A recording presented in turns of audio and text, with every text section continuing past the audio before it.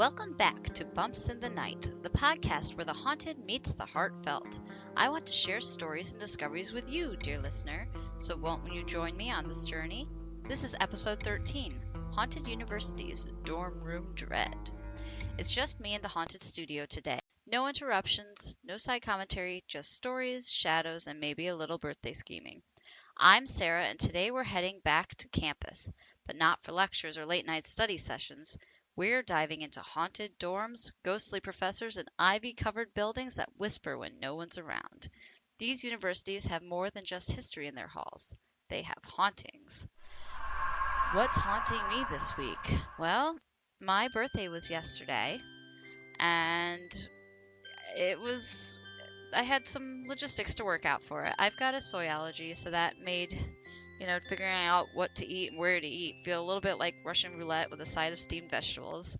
I've got a toddler who doesn't really respect the concept of me time, and a budget that laughs in the face of spa days. So, yeah, I'm haunted by the question, how do I celebrate when the usual options are off the table, literally and figuratively? Here's the twist. I wasn't mourning what I couldn't do. I schemed, I dreamed up a celebration that fit my life right now. And I think, it worked out pretty well. I went to the aquarium with my family on Saturday, and then on Sunday, had some extended family over for a game night.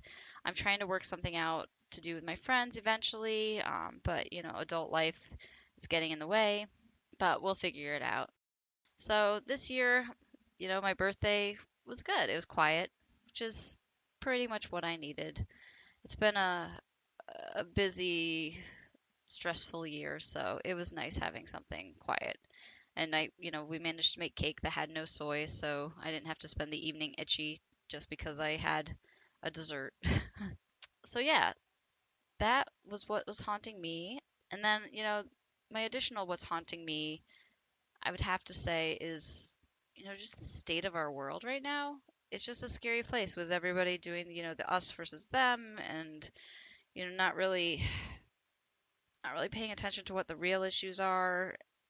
People are starving, people are losing their homes due to war and losing their lives, and there's there's just more out there than what the politicians want us to think about and worry about.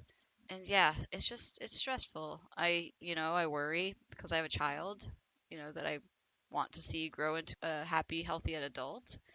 I have a job that kind of relies on federal funding, so that has to keep going. Yeah, it's just a lot. So that's been basically my stress for most of the year anyway, so I can't really even say it's just recently haunting me. It's been the whole year haunting me, looming, my own little cumulonimbus that won't leave me alone. But yeah, so before we dive into our main stories, let's kick things off with our new segment, On This Date in Dark History.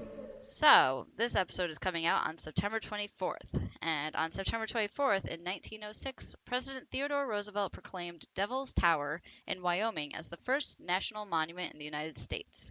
Towering 867 feet above the surrounding terrain, this massive rock formation has long been a source of mystery, legend, and, yes, hauntings. Native American tribes have revered the site for centuries, telling stories of giant bears clawing the rock's sides and spirits that dwell within its crevices. Paranormal investigators have reported strange lights circling the summit, disembodied whispers in the surrounding woods, and an overwhelming sense of being watched. Some say Devil's Tower isn't just a geological marvel, it's a spiritual beacon, a place where the veil between worlds thins, and on this day in history it was officially recognized, but perhaps not fully understood. But here's the twist. This wasn't the only Devil's Tower to make headlines in the early 1900s. Just 2 years earlier, in 1904, sugar baron Manuel Rionda began construction on a lavish estate in Alpine, New Jersey. He called it Rio Vista. By the time it was finished, the property spanned over 200 acres and included bridges, tunnels, and one very peculiar structure, a stone watchtower built for his wife, Harriet. Harriet adored the tower. It had a library, a chapel, and a roof deck with sweeping views of the Hudson River and Manhattan skyline. But one evening, as she gazed out from her beloved perch, she spotted a man and woman embracing in the distance. The man looked eerily familiar. It was Manuel. Harriet had long suspected infidelity, but that night she saw it with her own eyes.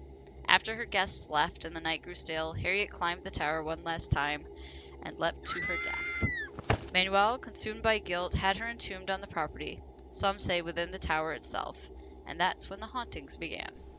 Workers reported hearing cries, smelling Harriet's perfume, and feeling unseen hands push or caress them at the top of the tower. Paranormal activity escalated. Locals began calling it the Devil's Tower.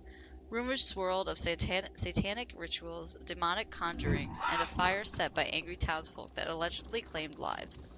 When the city tried to demolish the tower in the 1940s, several workers died under mysterious circumstances.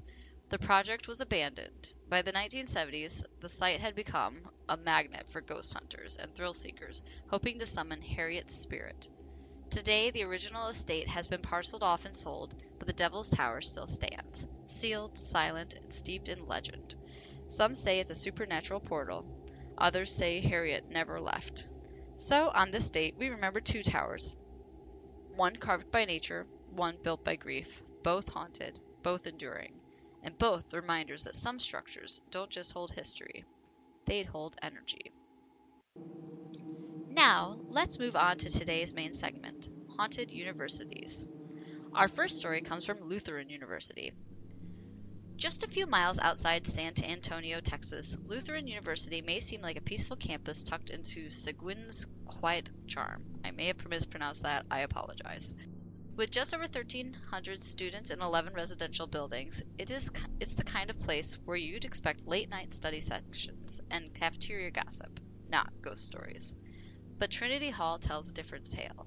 According to campus lore, sometime in the 1960s or 70s, a female student died by suicide in her dorm room. Since then, that room has remained sealed. No electricity, no plumbing, no assigned resident. Only the occasional visit from a resident advisor or maintenance worker and the occasional unexplained noise. Students report hearing crying, muffled voices, and the unmistakable sound of running water, despite the room being disconnected from any utilities. One former resident shared a story that still gives me the goosebumps. They'd heard loud banging from inside the sealed room and alerted the RA. Maintenance came to investigate, expecting to find a trapped animal, but what they found was far more disturbing. Deep, human-like scratch marks on the walls, dark stains that looked suspiciously like blood, and ceiling tiles scorched black. A puddle of water, an inch deep, pooled in the center of the room. Definitely not a squirrel. Whether it's residual energy, a trapped spirit, or something else entirely, Trinity Hall remains one of the most unsettling places on campus, and if you ever find yourself walking past that sealed door, maybe don't linger. Our next university comes from the Southeast USA. Some college dorms come with creaky floors and bad plumbing. Others come with ghosts. At the University of North Georgia, Donovan Hall has earned a reputation for being more than just a place to crash between classes. It's a place where the past seems to linger and sometimes responds. One story comes from a pair of students who decided to reach out to whatever might be lingering in the hall. They pulled out a Ouija board, lit a few candles, and asked if anyone was there. The plan was casual. The result? Not so much. They made contact with a spirit who claimed to have lived in the dorms back in the early 1900s. When they asked her name, the planchette dragged their hands across the board, slowly spelling out A-L-I-C-E. The girls froze. They knew that name. Alice Donovan, the woman the dorm was named after. Since then, students have reported hearing laughter echoing down empty hallways and the sound of a ball bouncing, always just out of sight. Some say it's the spirit of a little girl who drowned in a bathtub while being babysat by a resident years ago. Her presence is playful but unsettling, like a game you didn't agree to play. I have a question. Why is a college student babysitting a child in their dorm? Just a thought. Anyway, moving on. And it's not just Donovan Hall. Over at Lewis Hall, the stories take a darker turn. Legend has it that a girl named Lisa took her own life after learning her fiancé, who'd been drafted, died in the war. Lisa is said to target girls who hang photos of their boyfriends in their rooms. One student shared that she'd decorate her space with pictures of family friends and her fiancé. When she returned from class, every photo was in place except one. The picture of her fiancé was gone. Other residents have reported the same thing. Photos knocked off desks, frames shattered, always the boyfriend, always love. Whether it's heartbreak, unfinished business, or something else entirely, the dorms at UNG remind us some emotions don't stay buried. They echo, they reach, and sometimes they rearrange your decor. Let's head to Virginia, where one of America's oldest colleges has spent over 300 years collecting not just accolades, but apparitions. Founded in 1693, the College of William and Mary is the second oldest college in the U.S., right behind Harvard. Its Sir Christopher Wren building is the oldest academic building still in use today. And when you've been standing that long, you don't just gather ivy, you gather ghosts. This campus has seen war, revolution, heartbreak, and transformation. Presidents studied here, soldiers died here, and some say they never left. The Wren Building, ghosts in the walls. During the Revolutionary War, the Wren Building served as a hospital for wounded French soldiers. Later in the Civil War, it became a Confederate barracks and hospital, until Union forces burned it down to prevent snipers from using it as cover. With thousands buried nearby, including under the governor's palace, students have reported seeing ghostly soldiers wandering old campus after dark.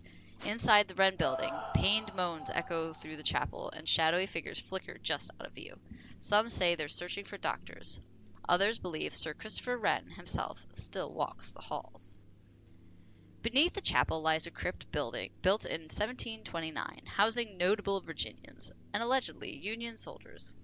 Rumors swirl about fraternity rituals involving stolen bones and steam tunnels. The crypts are sealed now, but the story is still seeped through. The Brafferton and the Sunken Garden, Ghosts of Resistance. In the 1700s, the Brafferton was known as the Indian School, where Native American boys were forcibly taken from their tribes to be civilized. Many tried to escape. Few succeeded. Today, on misty nights, students claim to see a boy sprinting across the sunken garden, running not on the sunken lawn, but above it, as if he's racing across the original ground level, desperate to return home. The garden, finished in 1935, sits lower than it once did, which means these spirits aren't just visible, they're historically accurate. And I give you 10 points if you can guess what kind of ghost that would be. Residual! On to the next. St. George Tucker Hall, the ghosts of finals past. Once the college library, now home to the English department, Tucker Hall has its own tragic tale. Legend says a student, overwhelmed by a finals, died by suicide on the third floor. Her spirit now appears to stressed out students, offering comfort, chaos, or something in between. Some say she tries to help with studying, others say she trashes your notes out of jealousy. And if you've got a photo of your significant other nearby, she might just knock it off your desk. Whatever her mood, one thing's consistent. Nobody stays in Tucker Hall for long. Wonder if she's related to that other ghost that didn't like boyfriends, fiancés, etc. Barrett Hall, lights in the attic. Barrett Hall opened in 1927 and now serves as a co-ed dorm. Its attic is sealed off, yet students on the third floor report flickering lights and heavy footsteps above. The bulbs? Just strings with no wiring. The stairs? Never used. The sounds? Persistent. And definitely not squirrels. Yeah, squirrels don't make that much noise. The College Cemetery, restless resting place. Between Tucker and Blow Hall lies the College Cemetery, the final resting place for presidents, faculty, and students. One student, lost to the mumps in the 1800s, was buried there. No one else joined him until 2007, when Wendy Reeves, an influential figure in the college's arts and international studies, was laid to rest. Some say the cemetery is quiet, others say it's anything but. William and Mary isn't just a prestigious institution.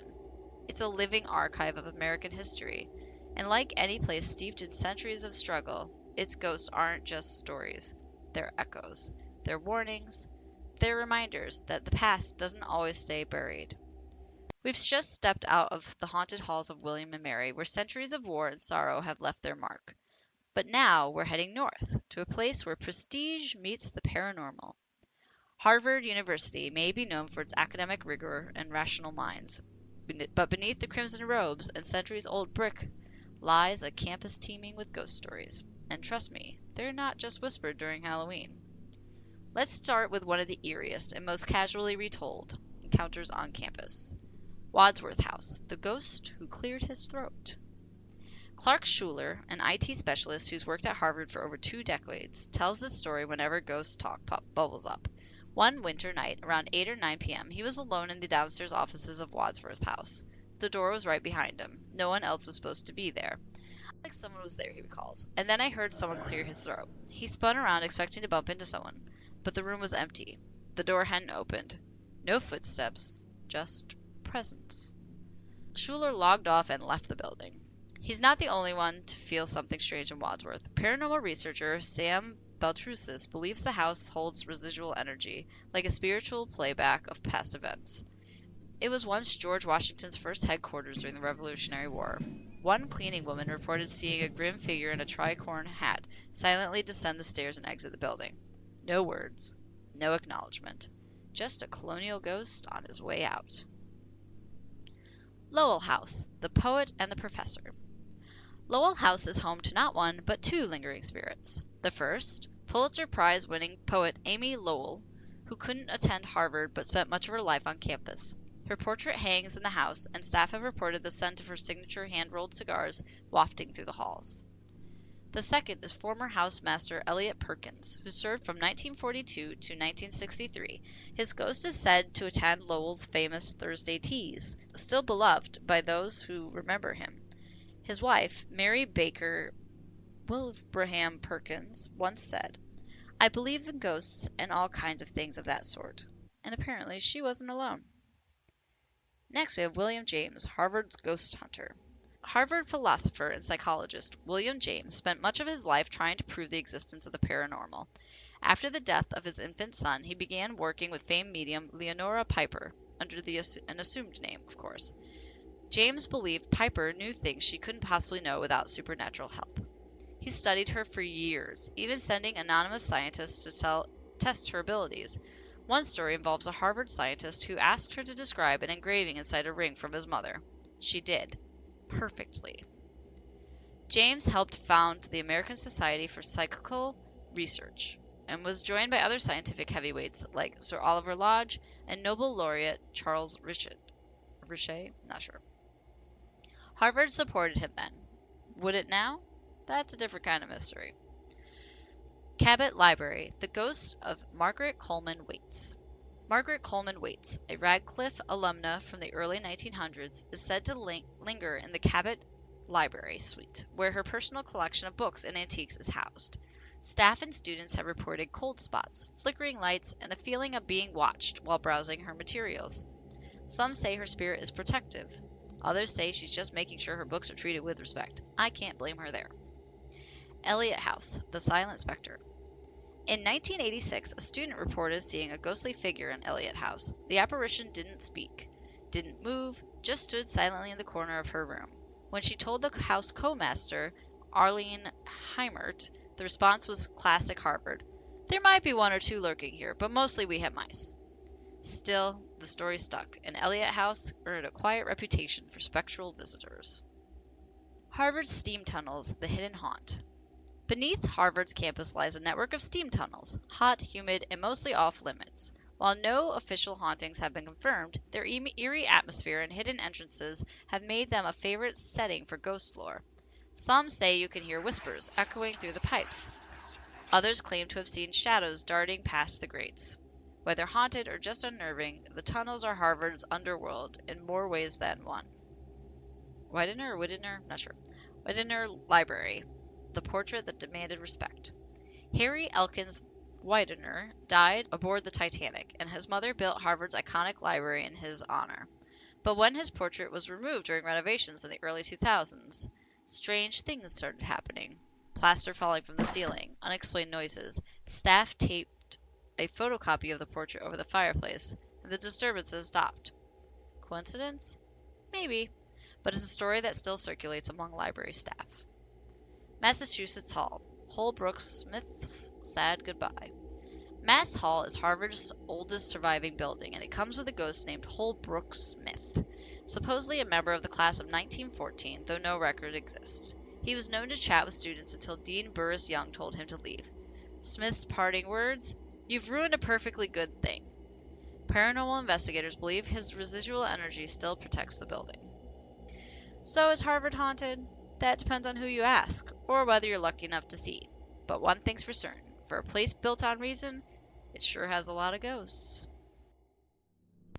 If Harvard's ghosts are steeped in academia and old world prestige, NYU's are pure urban legend, restless spirits tucked into high rise dorms and downtown apartments. And in a city that never sleeps, neither do the ghosts. Let's start with Gramercy Green Residence Hall, where CAS sophomore Hilary Osai had a late night encounter that still haunts her. I woke up in the middle of the night, she said, and there was this pale figure standing next to my bed. At first she thought it was her roommate, but a quick glance confirmed her roommate was sound asleep. The figure didn't move. It didn't fade. It just lingered. I was going to tell the ghost to F off, she admitted, but I heard you're not supposed to talk to spirits. So I sucked my teeth, turned my back, pulled the comforter over my head, and went back to sleep. Honestly, that's a mood. Over at Founders Residence Hall, Tish sophomore Shaylee Reagan had her own string of unsettling experiences. Lights she'd unplugged turned on and started flashing. Her door creaked open in the night, and one morning she found her photo string lights ripped off the wall, landing in a spot they couldn't have reached naturally. It was just impossible to feel comfortable at night, she said, and if you've ever tried to sleep in a haunted dorm, you know exactly what she means. But it's not just dorms. Tish Jr. Caroline Hedrick reported strange vibes in her off-campus apartment. Sulfur smells in the kitchen, windows that mysteriously opened despite being sealed shut for years, and a crash in the night that coincided with the infamous 3 a.m. veil thinning hour. Her roommate was so shaken by the open window and scattered belongings that she burst into tears. They stayed through the semester but eventually moved out, blaming the bad energy. And then there's Molly. Molly is the ghost of Brittany Residence Hall, formerly a hotel, where she allegedly died in the elevator. Steinhardt first year Megan Clare had a chilling experience in that very elevator. I was coming back from the penthouse really late, she said. The elevator shook, dropped, stopped on the 5th floor. No one had called it. The doors opened, closed, and then it went down to the 2nd floor like nothing happened. Claire isn't superstitious, but she's convinced. The only weird encounters I've ever had happened in that one elevator. NYU's ghosts aren't quiet scholars, they're city spirits. They flick lights, open windows, and ride elevators like they've still got places to be. And if you're staying in one of those haunted halls, maybe keep your comforter close. You know, the thing that strikes me most about these campus hauntings, whether it's colonial soldiers at William and Mary, elevator ghosts at NYU, or cigar smoking poets at Harvard, is how deeply emotion clings to place. These aren't just buildings, they're memory containers. They hold stress, joy, heartbreak, ambition, and sometimes something more. I think that's why schools make such perfect settings for ghost stories. They're transitional spaces where people come to grow, change, and sometimes unravel. And when those moments are intense enough, maybe they leave a mark. Maybe they echo. You got mail. Now, normally this is the part of the show where I share listener stories, but this week the inbox was quiet. No ghostly tales from haunted alma maters, no spectral roommates or cursed vending machines. So I did what any curious podcaster would do. I went digging. And Reddit did not disappoint. Let's dive into some of the creepiest college stories shared by strangers on the internet. Because if there's one thing Reddit knows how to do, it's overshare in the most chilling way possible. This is from username Furthermore. Not to be confused with Furthermore, there's no R in the middle. And no E at the end. The college I attended was very old, dating back to the 1700s, which, if you're from America like me, is incredibly old for a campus. So my campus had a few different ghost stories and reported hauntings. This is one of the bigger stories. Back in the 70s, someone committed suicide on my campus via hanging, and in the 90s, a student called the police about someone they saw hanging from a tree. When the police got there, there was no one in the tree. The description of the person the student saw, including clothing, race, facial features, etc., and even the same tree, matched up eerily perfectly to the police report of the suicide that happened 20 years prior. Another story, this one from International.151, goes like this. Penn State's library on campus. Stacks are haunted by a girl who was ice-picked between some bookshelves in the 60s. Rumor says it might have been Ted Bundy who committed the murder of Betsy Ardsma. Interesting. Another story from Eva Rector said, Converse College, now university, There are stories about a ghost in the bell tower, one in the theater who will make it distinctly uncomfortable for you if you dare sit in her seat, and a door in one of the dorms that supposedly has an outline of a hanged person on it that they can't erase after a student allegedly unalived herself in the building decades ago. There is a cemetery at the corner of the campus that is very old and supposedly extremely haunted, and I've always wondered if perhaps some activity has spilled over. Our next story comes from Wampus Cat Lover. Winthrop University in South Carolina is full of ghosts. The first president of the United States and his wife are buried under the first building on campus, so people claim to see him walking around at night. The main building was also built by prisoners, and they still have the shackles in the basement, so lots of people claim to hear them and see them walking through walls. I used to work in the student center, so we would be in charge setting up all the background stuff for events on campus, and there were a lot of things people saw that I really can't explain. My favorite is the old auditorium. The lights are next to the stage, so you have to walk through the whole room in the dark to turn on the light. When people turn on the light, the whole rows in theater seats will flip up like someone was sitting in them and suddenly stood up. Real creepy stuff. Our next story is from Morton Hall at Northern Arizona University, and this is by Robda. Before I go any further, I would like to mention that this is not going to be one of those stories where you can't sleep after reading it. I am simply writing down my own personal experiences, observations for you, the readers, to draw your own conclusions. Also, this is my first story to write down, so I apologize in advance for any rambling that may occur. I was always a partial skeptic when it came to anything paranormal. I always tried to rule out anything psychological or physical that may be a cause for something paranormal. That is, until I spent a month living in Morton Hall at Northern Arizona University.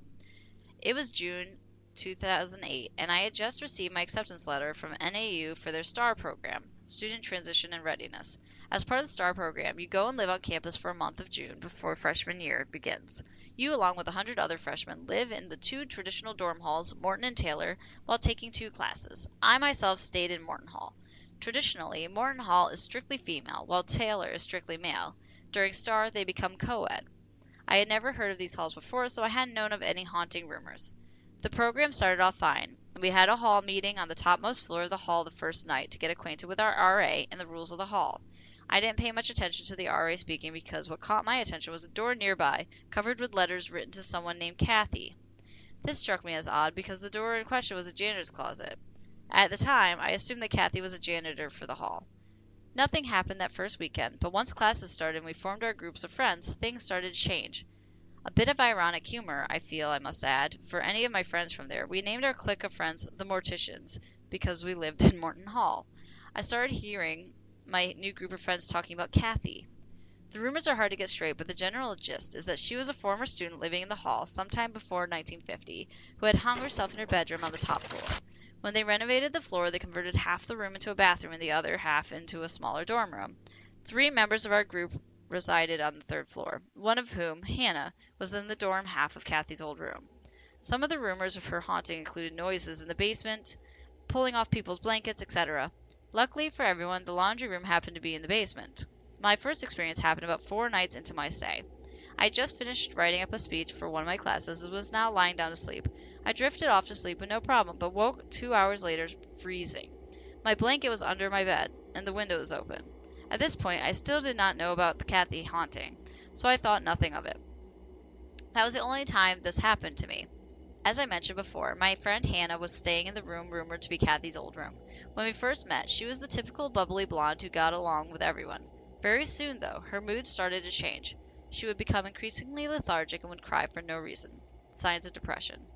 I truly believe it was her room causing this. When we came back to NAU that August and lived in a different dorm, she was back to her usual bubbly self, and still is 4 years later. My most eye-opening experiences didn't happen until my last week there. As I mentioned before, Kathy likes to take blankets, apparently. I didn't really believe that till I saw it happen with my own eyes. I was lying down, reading the Silmarillion. Across the room, my roommate was already asleep. As I'm reading my book, I noticed a strange noise coming from his side of the room. I looked over and I could clearly see his blanket being pulled off of him and under his bed. I quickly turned on the light, but could see nothing there. For the rest of my stay, I spent as little time as possible in that room. My only other experience came from when I was sitting on the couch in the basement doing laundry. The Morton Hall laundry room is probably the scariest room in the building. You walk down a thin set of concrete steps into a low-ceilinged basement the size of a basketball court. There are sets of washers and dryers in the left half of the room, and on the other side of the room, a steel door is set in the wall. This leads to the set of tunnels that led under all the buildings and walkways of NAU. Access to these tunnels is forbidden to students and non-NAU personnel. The entire room is lit by only the two fluorescent bulbs over the machines. The rest of the room is in varying states of perpetual nighttime. I'm in here at about 2 in the morning doing laundry. I am in the process of emptying a washer of its contents when I hear a noise from the far side of the room. A baby rattle, followed closely by a baby laugh. The noises are coming from this metal door. Curiosity gets better of me and I start walking over to investigate. When I am within 10 feet of the door, the baby's laugh comes again, and this time accompanied by a clear voice of a woman. "Hello?" I hear from just inside the door. My whole body freezes. For the first time in my life, I felt as if my ears were betraying me. Then I heard the rattle again. I ran back to the washer, finished switching on my laundry, then ran up the steps to safety. I refused to get my laundry until a friend agreed to accompany me. Later that summer, in the comfort of my own home in Phoenix, I did some research on Kathy. One of the popular stories is that she was the betrothed of a World War II soldier who became pregnant before he shipped off. When she found out he had been killed in combat, she felt she could not live without him, so she hung herself, thus killing herself and her unborn child. This, I believe, based on my own personal experiences with Kathy's spirit, is probably the most accurate legend of her demise. So that's it from Reddit. Let's move on to haunted news. First and foremost, I have a reminder that I'll be doing a book signing on October 11th at the Wilkes-Barre Barnes & Noble from 12 to 4 p.m. I will be signing both of my books, Devil's Hope and Legacy of Shadows, Keeper's Rebellion. If you're anywhere near Northeast Pennsylvania and want to talk about my books, hauntings, podcasting, or just say hi, I'd love to see you there. There will be books, spooky vibes, and me in my natural socially awkward state. Now, here's a bit from the news today. If you're anywhere near Kansas City this fall and craving a cocktail with a side of ghost story, you're in luck.